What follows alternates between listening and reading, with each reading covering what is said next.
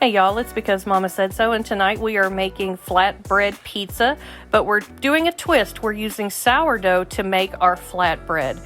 This is super simple, super easy sourdough recipe. You're just going to take 3.5 cups of flour and add it to a stand mixer.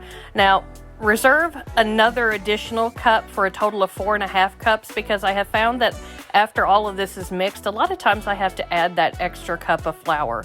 We're going to add 1 1/3 cup of water. Then we're going to add 2 tablespoons of olive oil and a little bit of salt to this dough. Then we're going to add 1/2 cup of an active sourdough starter. Now I know you can make this with sourdough discard as well.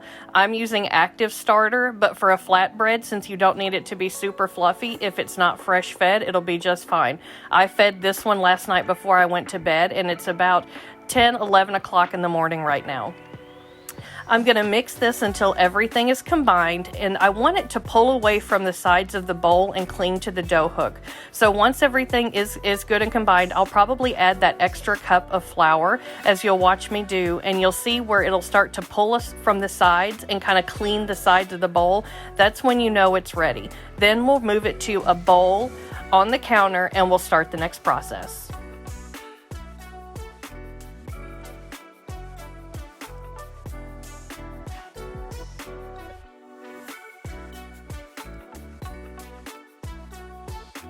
I absolutely love days when I'm off and I can be in my slippers and my pajama pants and just do some experimental and fun baking. This flatbread pizza is something that I have not made before, but I have made the ciabatta out of my sourdough before, so I'm doing a play on that recipe and I'm just certain it's going to turn out awesome. So stay tuned to see, is it a total fresh success or is it a total absolute flop?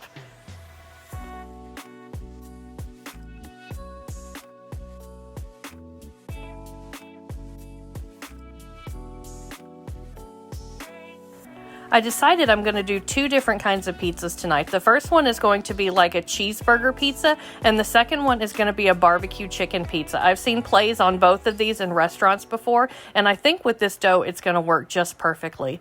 So as you can see, I have put it into a bowl, and I'm going to cover it with a damp tea towel and put it in a warm place, and I'm going to let it rise for a few hours. But every 30 minutes we're going to do something called the stretch and fold.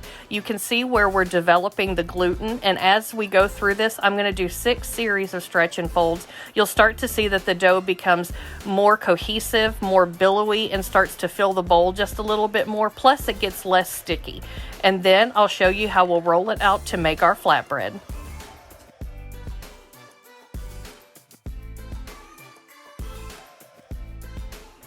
One thing that makes doing these stretch and folds just a little bit easier is to have some water next to you to dip your fingers in, so that way the dough doesn't stick to you, because if not, it starts to stick like crazy and it becomes impossible to try and get it off and do your stretch and folds effectively.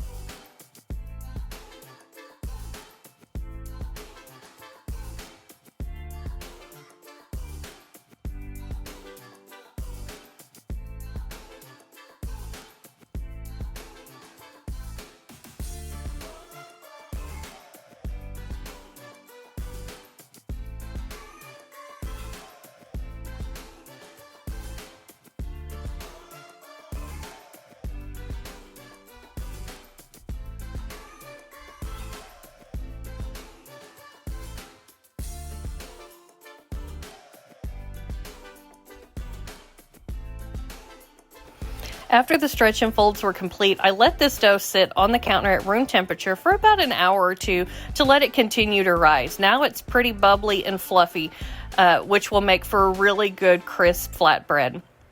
I'm going to take parchment paper and I'm going to sprinkle cornmeal and flour on it so the dough does not stick. And then I'm going to liberally sprinkle the top of the dough because it is a little bit wetter and it will tend to want to stick to the rolling pin. You'll be able to see here in a second, it does stick to my rolling pin and I have to get myself untangled from this dough mess on my rolling pin, but it works just fine. Once we get it rolled out, then I'm going to transfer it to an aluminum baking sheet while still on the parchment paper so that way it doesn't stick. Then we're going to take and bake both of them for 15 minutes in a 425 degree oven. The goal is not to completely, totally bake it perfect golden. The point is to get it to where it's relatively pretty much cooked, but then later this evening when I add the toppings to it, it'll be ready to go and everything will be nice and baked, and that way the toppings and the cheese can melt and everything will be good to go. I found that transferring it from the counter to the pan with parchment paper was a little tricky, but I was able to do it. Here in a second, you'll see where I'll take the first and the second dough, and I will actually drizzle olive oil and oregano on the top of it for some nice flavor before it goes into the oven.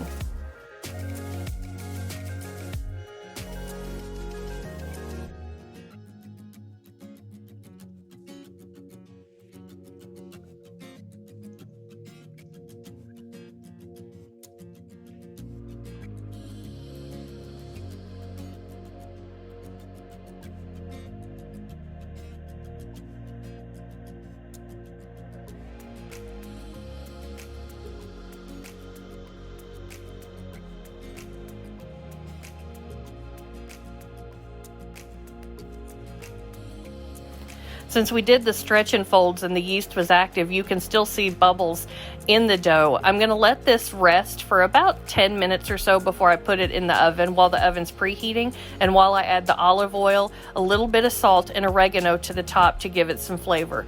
As we go on through the afternoon, I will actually be getting all of the ingredients together, but this is something you could very easily prep on a weekend for a weeknight. You could get your dough pre-baked like we're doing. You can get your onions caramelized, make your sauce, all that kind of stuff, and just have it ready to throw together one day when you get home from work.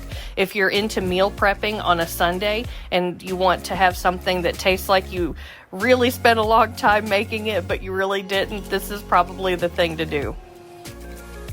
Also know there is absolutely no shame in purchasing a couple of flatbreads and using the same steps to do the pizza without having to do the sourdough. There is no shame in your mama game. If what you need to do is buy store-bought flatbread, then that's just fine.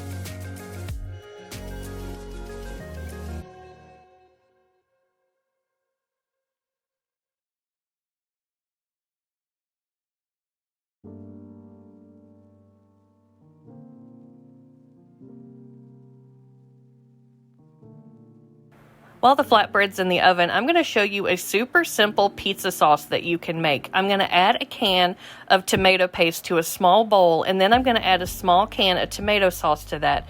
Then I'm going to add oregano and basil to it and give it a nice stir. Give it a taste, but 9 times out of 10, because of the sweetness of the tomato paste, this flavor is spot on and really doesn't require much of anything other than those 4 ingredients: tomato paste, tomato sauce, oregano, and basil, and it normally tastes super good. I made a little bit of extra so that way I can put it on the side with my pizza if anybody wants to do a little dipping with their crust.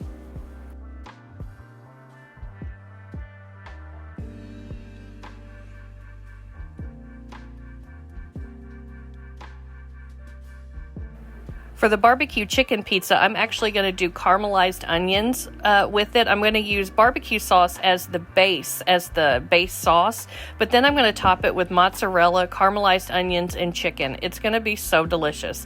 I add a little bit of bacon grease to a pan. You can use butter if you would like, if you don't have that on hand, or you can use vegetable oil. I just find that if every avenue that you can get flavor into food, the better. I'm going to melt this down, and then I'm going to add 2 sliced onions. I cut them in half and then cut them into thin slices. And this takes a little bit of time to caramelize onions without burning them. So I've got my heat on medium, and I'm going to stir this for probably about on and off for about 10 minutes or so, so they cook down really nice. They're nice and caramelized but not burnt, and they'll give such great flavor to the pizza. Again, I made a little bit extra. I will not put all of these on the pizza. I will have some on the side for people who want extra onions. Like my daughter Allie absolutely loves caramelized onions, and so do I.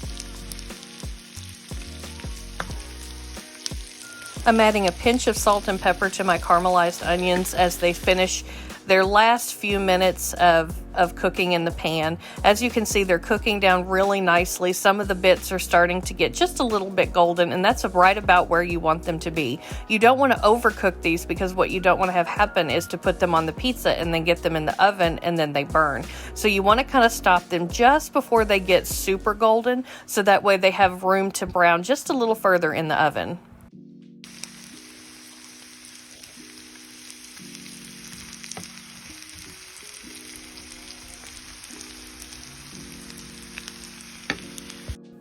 Now it's time to assemble our barbecue chicken pizza. The very first thing we're going to do is just use your favorite barbecue sauce on the crust and spread it out just like you would a pizza sauce, but we're not using pizza sauce, we're using barbecue sauce.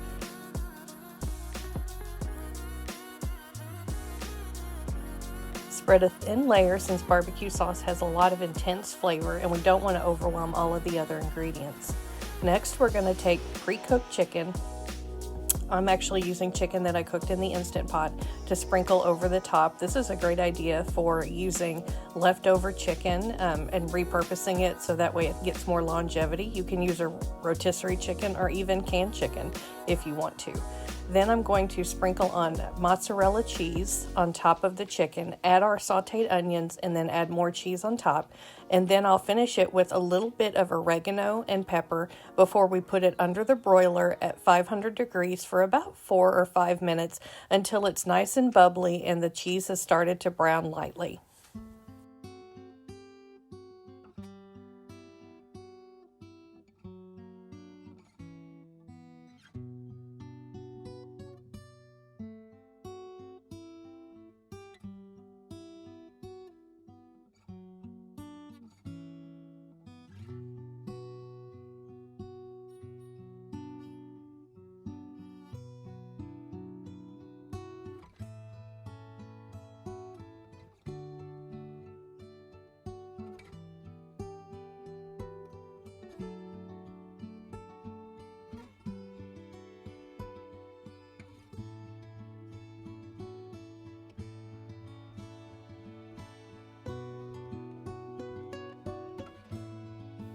Now it's time to make our hamburger pizza. We're going to take our pizza sauce that we made earlier and we're going to spread that around liberally on top of our crust. Then we're actually going to use 2 different cheeses. We're going to use a little bit of mozzarella and a little bit of shredded cheddar. For our meat, we're actually going to use hamburger meat. I'm using leftover hamburger meat that I used from a different recipe, and then I had some, so I just threw it in the fridge and decided to repurpose it in this pizza. To finish it off, we'll sprinkle a little bit of oregano and pepper just like the other one, and again, it'll go under the broiler at 500 degrees for about 4 or 5 minutes until the cheese is bubbly and hot.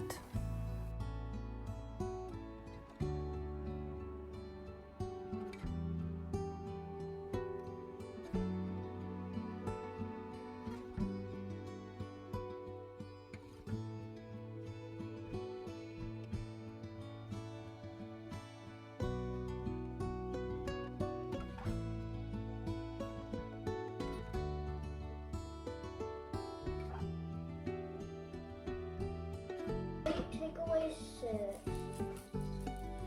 8, 7, 6, 5, 4, 3, 2.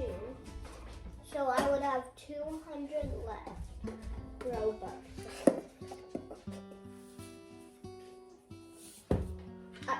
So I just did the math. Out of 500, if I did VIP first, if I did whichever one I choose.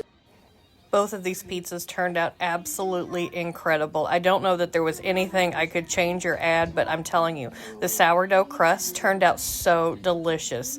And the barbecue chicken pizza with the onions is probably my favorite. Thank you so much for watching. Thank you for joining me. Take care of yourself, your precious cargo. And why? Because Mama said so.